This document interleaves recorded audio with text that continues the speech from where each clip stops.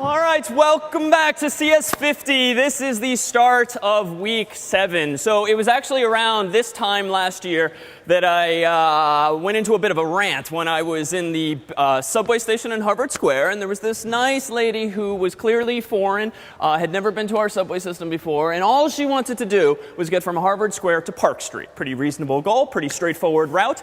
And so she walked up to this device here. Blurry only in as much as I'm bad at photography.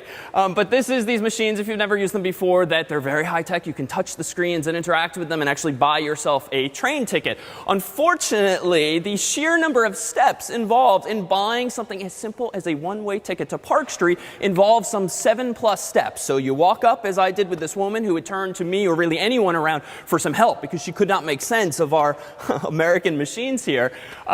You walk up, you see this screen, and you've got 3 huge buttons, and the one you ultimately want is that one up there. To purchase new Charlie ticket, value, tickets, and passes, press here. Now, as an aside, and from the perspective of user interface, what is a Charlie ticket, right? We're already assuming that some outsider knows what we were talking about when we say Charlie ticket, but we can forgive that and move on.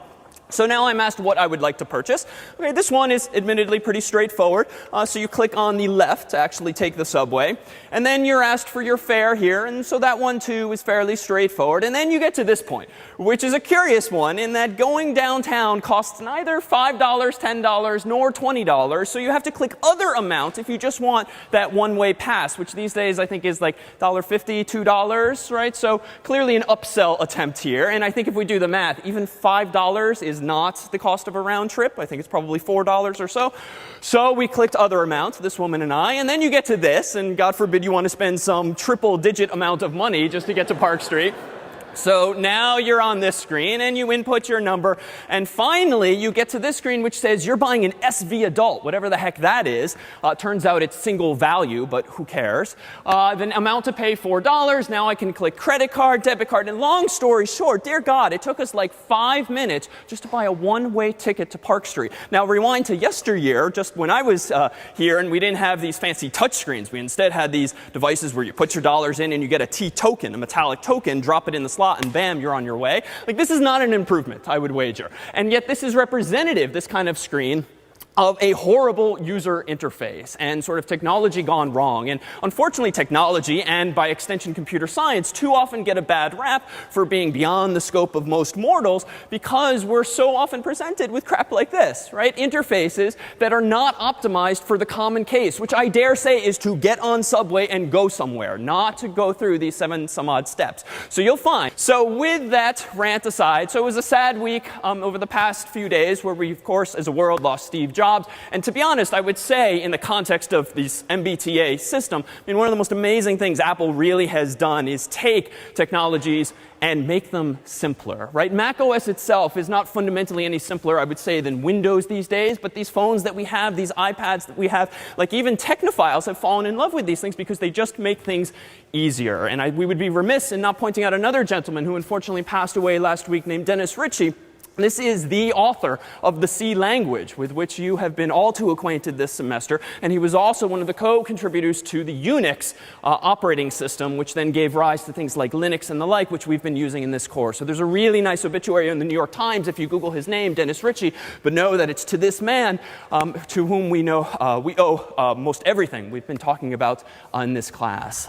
So with that said, what's on the horizon ahead? So PSET5 introduces not only the world of multimedia and imagery, but also that of forensics. And part of forensics will involve understanding how things like images work. Now, it turns out that even though we look at images all day long on Facebook or just your own computer in the form of JPEGs and GIFs and PNGs, well, you can actually represent images, as you'll see in this week's PSET, fairly simply, right? If we have a trivial image that we want to represent, like a smiley face here, well, you probably know before CS50 that an image is just a bunch of dots called pixels. It's a grid horizontally and vertically of dots like this. And so in the simplest form, if all we wanted to do is implement a black and white smiley face, you know, we could kind of do this using week 1's material. We can just arbitrarily say that the bit 1 will represent white, the bit 0 will represent black. And so if we create a file using some kind of program or editor whereby we say 11000011, we could get the top row, aka scan line, of this smiley's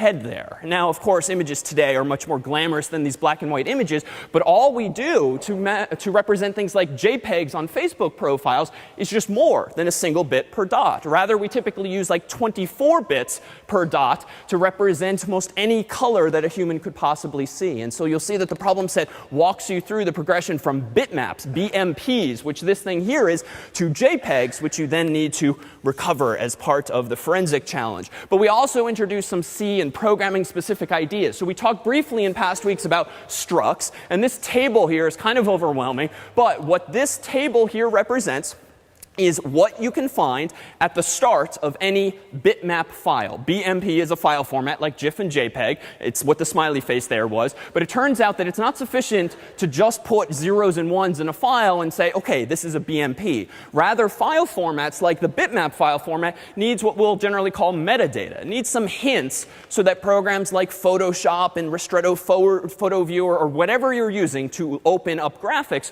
know a little something about how to interpret those bits. Right? If you just hand a program zeros and ones, it's completely out of context. It's not clear if this is a Word document, a text file, an image. So this metadata, as well as the file extension, the last 3 letters of a file name, like BMP or JPG, typically provide this information. Now, not all of this is all that interesting, but you'll see at the top that you'll see in the problem set that we do inquire about things like BI size and width and height. So information as to, well, are all of these zeros and ones that you see this wide? Are they this tall? And so forth. All of that information is hidden in here.